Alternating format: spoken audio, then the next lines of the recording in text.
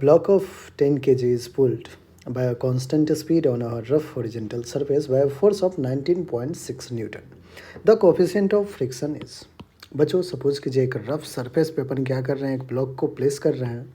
ठीक है, एक ब्लॉक को हमने क्या किया है, रफ सरफेस पे प्लेस किया है. ओके,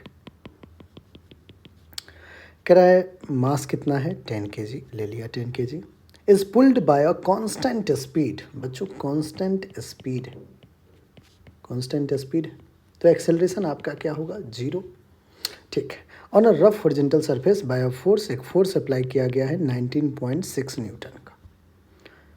अब अगर 19.6 न्यूटन का फोर्स आप अप्लाई कर रहे हो कांस्टेंट स्पीड से, अगर इस डायरेक्शन में जा रहा है बच्चों, तो क्या इस पे एक आप फ्रिक्शनल फोर्स एक्सर्ट करोगे. इसके जस्ट अपोजिट डायरेक्शन में एक फ्रिक्शनल फोर्स लग रहा होगा.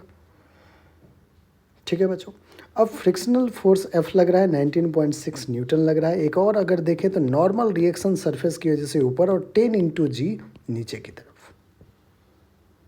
ऊपर और नीचे तो बच्चों मूवमेंट कोई है नहीं, तो एन नॉर्मल रिएक्शन 10 जी के इक्वल है.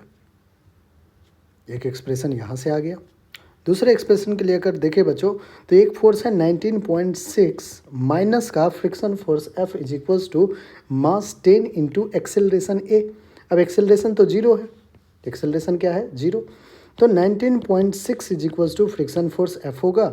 हमें कोफिशिएंट ऑफ फ्रिक्शन पूछ रहा है, तो 19.6 is equals to friction force F को क्या मैं म्यू इंटू एन लिख दूँ, और एन बच्चों 10G है.